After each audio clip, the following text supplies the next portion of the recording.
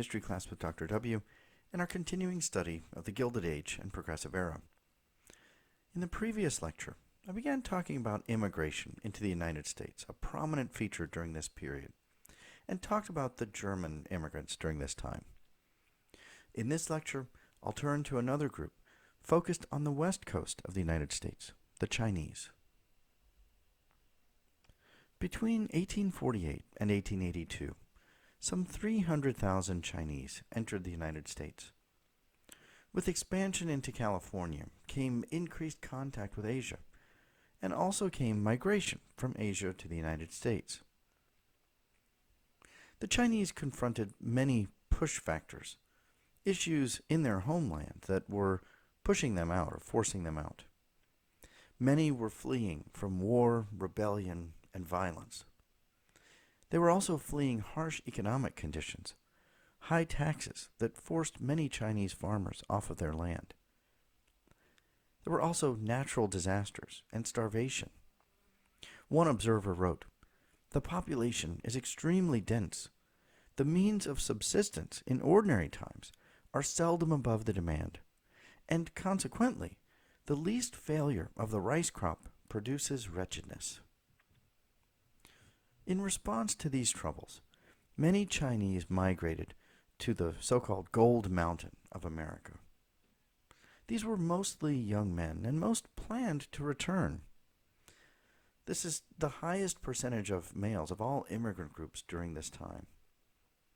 Some of them did return, and their stories encouraged more to want to come. This is one poem of that era. Dressed in tatters, they cleared mountain forests. Wilderness and waste turned into towns and villages. Mountains of gold towered on high, which men could grab with their hands left and right. Eureka! They return with a load full of gold, and bragging this land is paradise. They beckon and beg their families to come. One young man named Li Chu wrote about this so-called lure of the Gold Mountain. He wrote, "A man of our tribe came back from America and took ground as large as 4 city blocks and made a paradise of it. He put a large stone wall around and led some streams through and built a palace and summer house and about 20 other structures, with beautiful bridges over the streams and walks and roads. Trees and flowers, singing birds, waterfowl, and curious animals were all within the walls. The man had gone away from our village, a poor boy. Now he returned with unlimited wealth, which he had obtained in the country of the American wizards.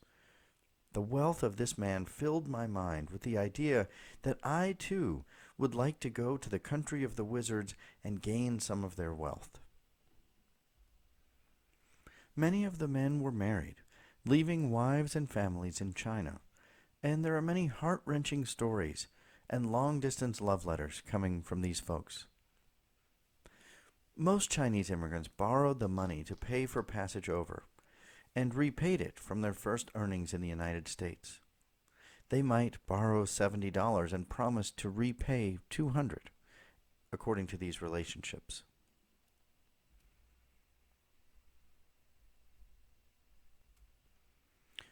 Most of these early Chinese immigrants joined the so-called 49ers, searching for gold in California and elsewhere in the West. There were a few thousand at first, 20,000 by 1852, and 63,000 by 1870. Most of them stayed in California. The Chinese were the first Asians to come to America, and it didn't take long for many Americans to protest their presence. They were valuable as a cheap source of labor, but any attempt to rise above this level was met with resistance. The mining trade in California was always a competitive business, whether the combatants were whites, Mexicans, or Chinese.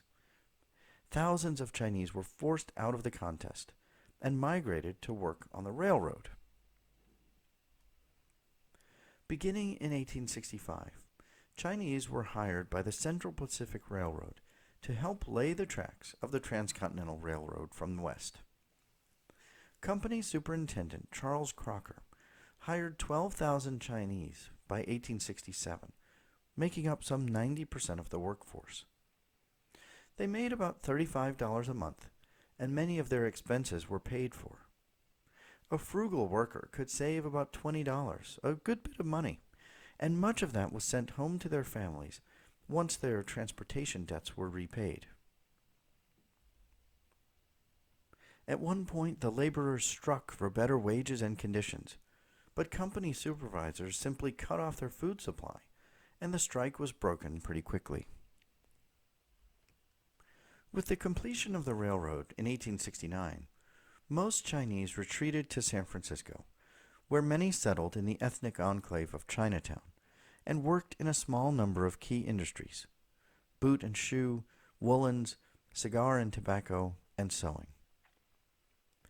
Like the Mexicans, Chinese were paid less for equal work. Others worked in agriculture, many helping to transform California into one of the leading fruit producers in the world. Chinese brought with them knowledge of growing fruit and used this knowledge in California. Their work was not only in growing crops, though. Many dug irrigation ditches and canals. Other Chinese slipped into a unique trade that became a signature of this group, the so-called Chinese laundrymen. It was a convenient trade, as it didn't take much money to begin a small business. It was not important to speak the language, and the laundrymen didn't need to write numbers either. In addition, in a nation that was growing increasingly racist against the Chinese, it was one occupation in which they were allowed to succeed. The Chinese laundryman didn't get in anyone's way, and thus was allowed to work largely without interference. There was much racism and violence against the Chinese immigrants. Chinese were lumped together with blacks and Indians as heathen, morally inferior, savage, and childlike. Some legislators proposed that we ban the Chinese altogether from the United States, or that those who were here be rounded up and placed on reservations like the Native Americans. Racism was reflected in the law. The Naturalization Act of 1870 said that Chinese could not become American citizens. According to this act, naturalization was limited to, quote, white persons and persons of African descent. The law would eventually be overturned in 1943. This racism continued to simmer until the Chinese Exclusion Act of 1882, which banned entirely all Chinese from coming. This law shut down the stream of Chinese immigrants, banning new migrants for 10 years. It was renewed again 10 years later, and then extended indefinitely in 1902.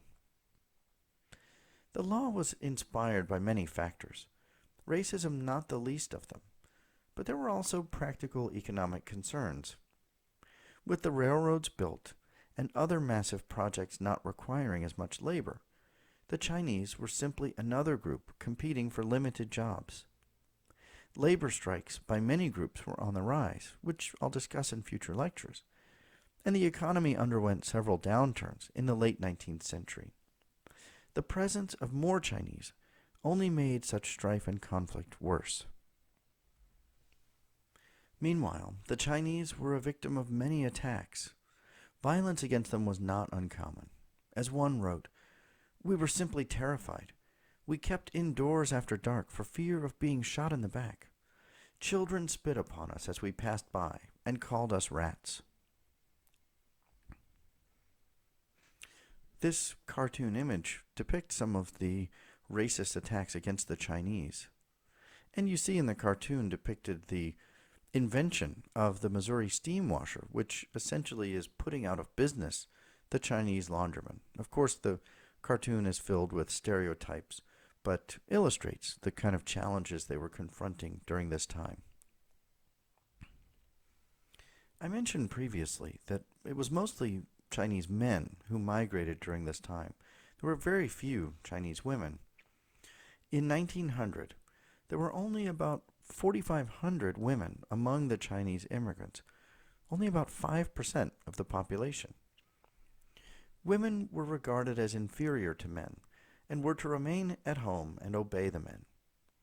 Most women stayed in China to take care of their families, parents and children of the migrants, and to encourage them to send money and hopefully to come back someday. Also, most Chinese men were joining the violent and chaotic frontier society, which was no place for a woman of any race.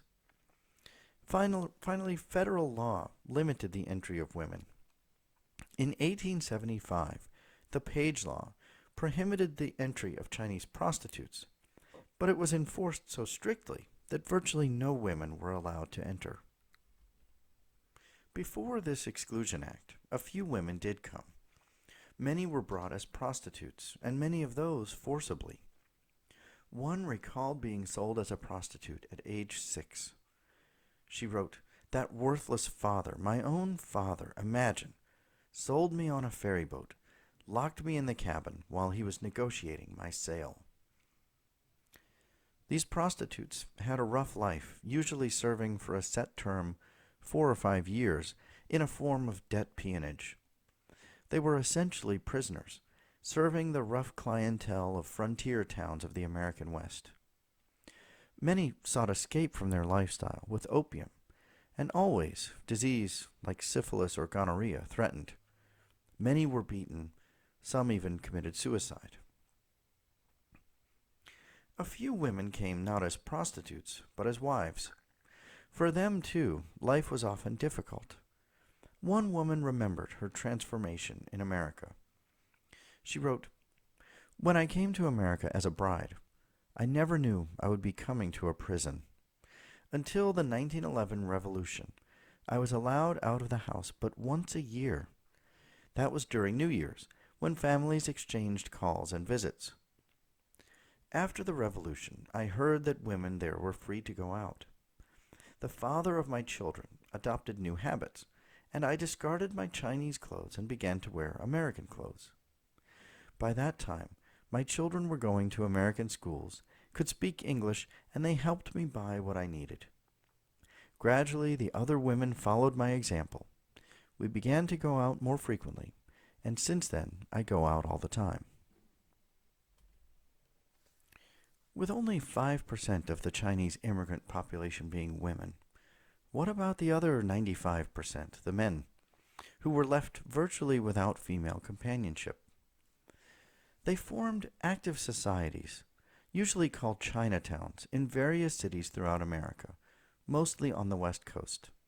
San Francisco, of course, is the most famous. These Chinatowns, unlike other ethnic enclaves, like a Little Italy in New York, were virtually exclusively Chinese. The Chinese formed institutions called tongs to help care for one another. The tongs seem to have been supervised by an elite upper class of Chinese merchants, who operated the tongs not unlike the Irish political bosses of eastern cities, with the exception that they were not elected. They encouraged their members to follow certain rules and customs, and to pay their debts. They also settled disputes between members and offered the basic welfare functions of similar organizations elsewhere. The tongs were also associated with a darker side of life of these elite merchants, including organized crime, drugs, and prostitution rings. There's no doubt that there was at least some criminal side to these organizations. Many Chinese tried to recreate some of their traditional customs, eating traditional foods and celebrating their holidays. Many had wives and families back at home, and they spent their days exchanging letters and talking with friends about them. Many of them longed to go home, but the return was difficult and expensive, and there were harsh penalties in China against migration, sometimes even death. So many languished in an unhappy life. They had come in search of gold, but many found only sadness and loneliness.